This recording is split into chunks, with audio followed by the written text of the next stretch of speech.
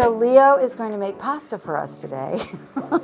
This is tagliatelle, super simple recipe. You can make your own pasta. Making your own pasta is really easy. Sifting that. Yeah, you're sifting. Very good. There you go. Oh, I'm learning. You are. Look how pretty that is. It's beautiful. All right, we're making some tagliatelle, which the recipe is in my book, At the Table of La Fortezza, pronouns table. Yes. In Italy we call it fontana, which is a fountain, right. Fountain. So the way I make a hole is this. He and I have different techniques. I just put a bowl in there. Oh, nice. That's how I do it. What are you doing? Tell them in the camera. Okay. 2 whole eggs. Whole eggs. Whole eggs, correct? Whole. Whole. Yeah. Whole eggs. Yeah. And 4 yolks. 4 yolks, Yolks, perfectly. right. Perfectly said. For 1 cup and a half of Okay. flour.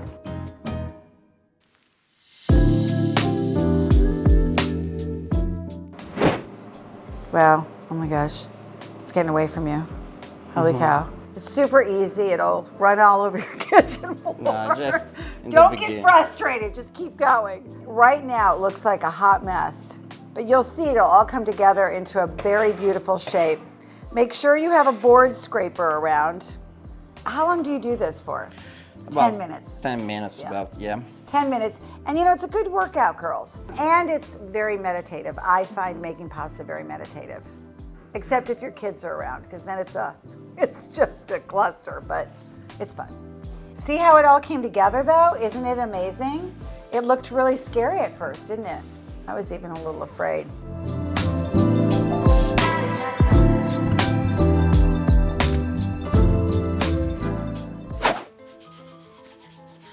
Leo, tell us what you're doing.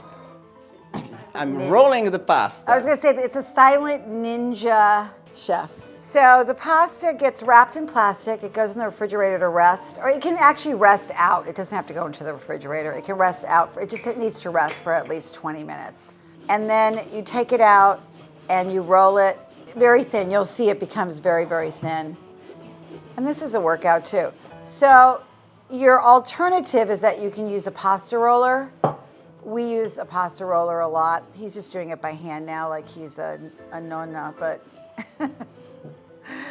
I actually prefer to do it this way. Under his cutting board, he actually has a damp towel so it sticks to the counter.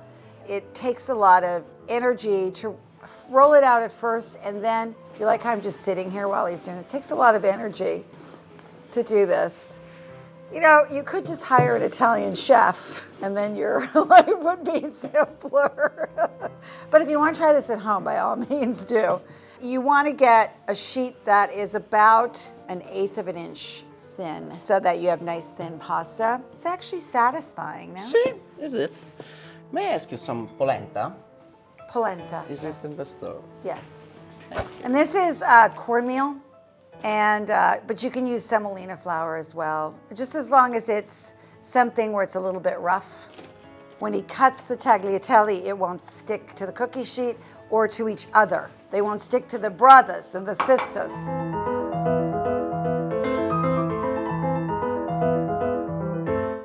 We're gonna do this again in the fall. Are you okay with that? In the In the fall, atomo. Are we gonna do it? Adomo. Atomo. Atomo. Atomic. No. Otomo. Otomo. Otomo. Arigato. In the autumn. Wait for it. In autumn. Autumn, spring, primavera. Autunno. There you go. Okay, so we've cut it into strips. See? Look, it's pasta. In the cookbook, we have this with our Bolognese. We're gonna make Bolognese together. You don't boil it? You don't do nothing? We're going to, but this is how you make the pasta, but we can't boil it now. I mean, we're leaving. Well, do you want to like mention that so people don't put sauce on that and try to eat it? Somehow our producer thought that you were gonna eat this raw pasta, which I have faith in you people. Like, he's out there Right? I mean, really? And so we'll put it in the fridge and we'll be back later and we're gonna boil it up and we're gonna cover it with some delicious Bolognese sauce and we're gonna have dinner. Cool? Coolio. Ciao, peace. Okay.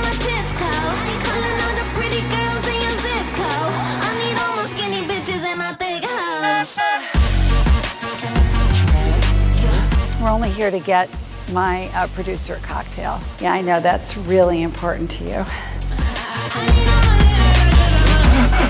Right before, it's okay, no problem. We're filming here, it's fine. Oh, like and subscribe below. Oh God, are we, okay, we're on. Is this for you? No, maybe. Why not?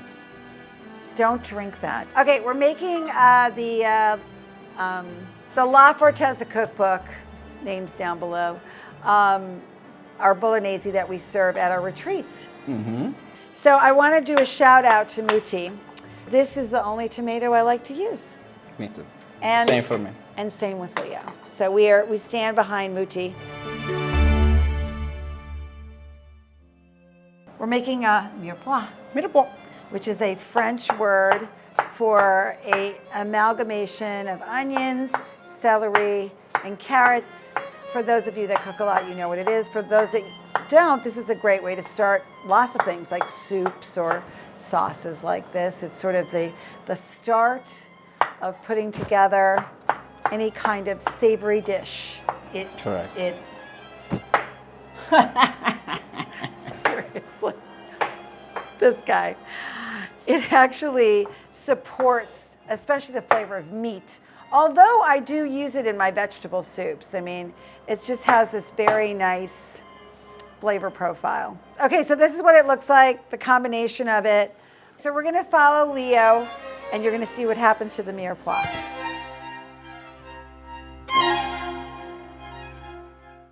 So how long does that take? 10 minutes. And then we add the meat. What kind of meat is this? Beef.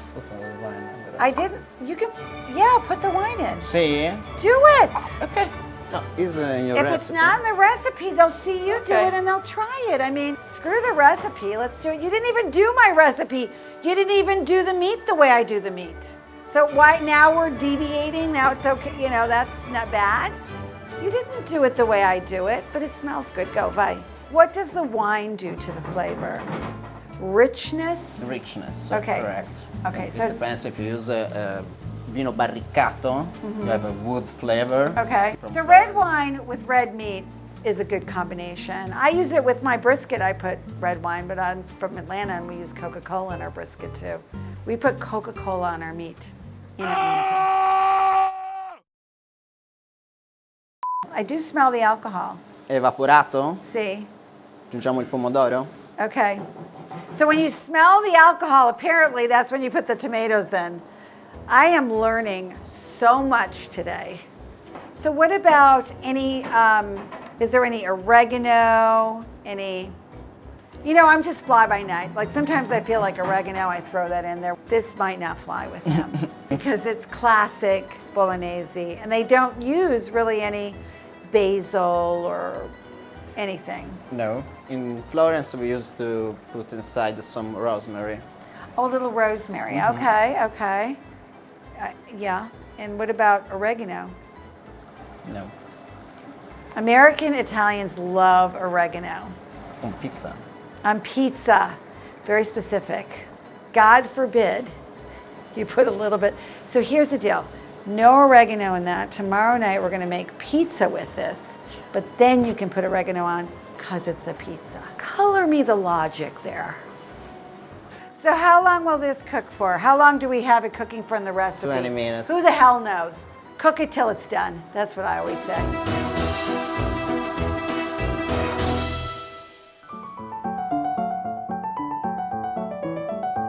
We're gonna make the pasta our way rather than Michael's way, which is to just pour the sauce on that. So we're gonna actually cook it. That's gonna be known as Michael's recipe in the next cookbook. Just take fresh pasta, throw the sauce on it, A little chewy, but you might choke on it, but it'll work.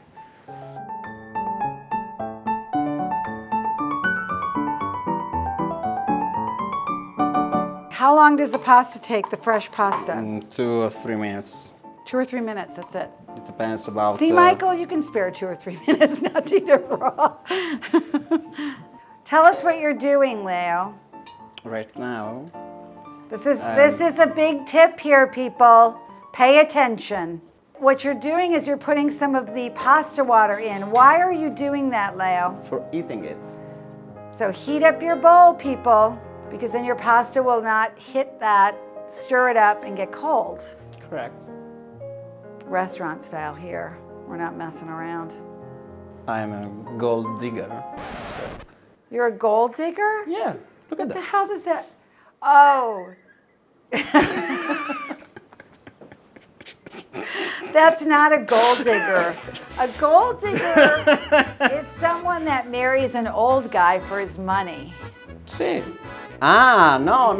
I mean, like in Far West. Yeah, I know. Searching Yeah. for some. Yeah, you're. What do they say? Panning for gold. He's all about the tweezers, which I do suggest people buy a tweezers because it is a really handy tool in the kitchen. Look at that beautiful pasta. Wow. It's like a photo. Grandma style. Grandma style. Nonna style. Nonna style. That's a lot of pasta right there. It was. Oh, you're fired. Leo's been around a lot of stylists. Okay, we good? See. Okay, so here's the finished product. Doesn't that look delicious? It looks great. Oh, look at that. I'm doing a much better job, and I'm not even Italian. You stole my tagliatelle. You stole my look. You ready? Is it really hot? Like, I'm worried I'm gonna burn my entire mouth with this. Okay, cheers. Cheers. All right. Mmm. Mmm. Mmm. Mmm. That's my bowl. Bye. Buonissimo. Ciao, This everybody. Ciao. Wrap it up and let's eat. Mmm, that's good. Buono.